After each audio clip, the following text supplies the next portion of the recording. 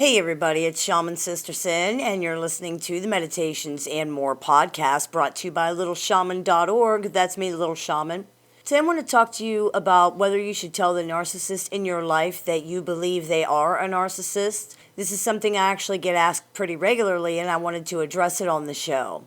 Firstly, remember that narcissist is not a diagnosis. It's a type of person. Narcissistic personality disorder is a diagnosis.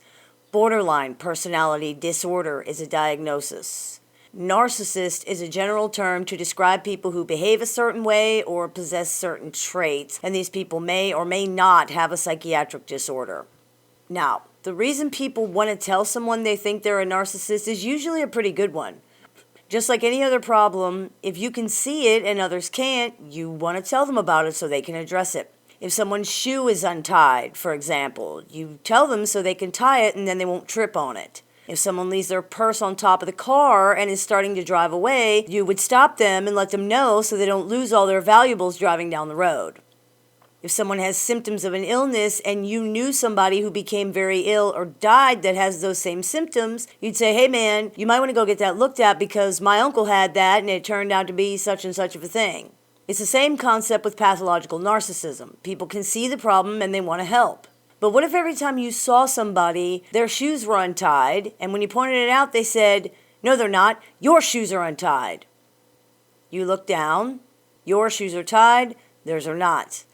You point this out, as any rational person would do, but they just keep insisting that their shoes are right and yours are wrong. They never look down, and they never see it. They have no evidence, and they just keep repeating the same thing over and over again. When they trip on their shoelaces, they insist that you push them. You tell them again, hey man, your shoes are untied. And they just keep insisting that you push them and that you're lying. Then in a moment of self-hatred, they admit their shoes are untied and accuse you of thinking they're low-life scum who should just die because yours are tied and theirs are not. This is what happens with narcissism. Your intentions are good, but unfortunately, they don't believe that. And even realizing they have this problem is not going to change that. It seems real to them in the moment, regardless of the information, and they're going to believe their feelings over other people every time, regardless of how far-fetched or even delusional these feelings might seem to be. Feelings control narcissistic people, and they believe their feelings are facts. This is not something that can be reasoned with. It's completely and totally illogical. So, should you tell someone that you think they're a narcissist? To be honest, it's probably not a good idea. At the very most, it will cause a huge problem, and at the very least, it won't make any difference. Narcissists are high conflict personalities. They are hostile, aggressive, insecure, and absolutely steeped in pathological denial. In your mind, you're attempting to help them. In their mind, you've accused and slandered them, you're blaming them, and you're exposing the fact that they're not perfect. This is worst of all.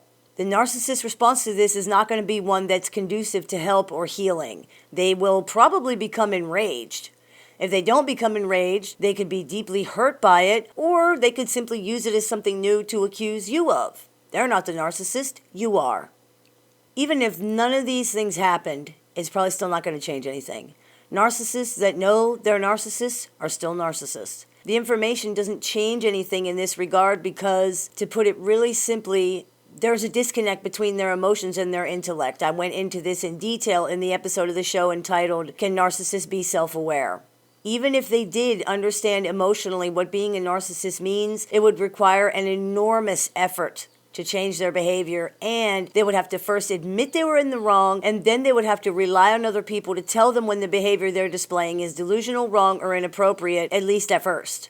Most pathologically narcissistic people are not really capable of trusting somebody that much. Most people in general don't trust anybody so much that they would listen to that person over their own feelings or perceptions. It's just unlikely, even in the best of circumstances. That being said, narcissism is a spectrum, and many people are not pathologically narcissistic. These types of people may be capable of seeing the behavior themselves once it's pointed out. They may also be capable of addressing it. The degree to which narcissistic behavior can be changed depends on the degree of flexibility the person's narcissistic traits possess. In other words, the worse the traits are, the more inflexible and unadaptable they are. People with narcissistic traits that are inflexible are virtually not capable of adjusting to new conditions or situations, and they find it very difficult or even impossible to change these things. Only you can decide if it's worth the risk of telling someone in your life you feel they're a narcissist. If you gamble and lose, you're likely going to be punished for your audacity for quite a while. You might even find yourself being continuously accused of being a narcissist. If you truly believe that your loved one is not pathologically narcissistic, you might choose to risk it. There is an episode of this show that details the differences between pathological narcissism and narcissistic traits that you might find helpful. In the end, it doesn't really matter whether the narcissist knows they're narcissistic or not. You know it, and even if they can't change their situation, you can change yours. It is not your responsibility to help somebody who does not want to be helped. It's not even possible, and many people go through years of abuse before they realize they're not actually helping at all. All they're really doing is enabling an abuser who uses their tacit agreement to abuse them more. Love yourself more than that. Love them more than that. Don't enable someone you care about to do things that aren't right. Even though it's hard, sometimes the best thing you can do for another person is nothing. I hope this clears a few things up for you. As always, I look forward to your comments, questions, and suggestions, so please keep those coming. You've been listening to the Meditations and More podcast brought to you by littleshaman.org. That's me, the Little Shaman. May the Great Spirit bless you and have a wonderful day.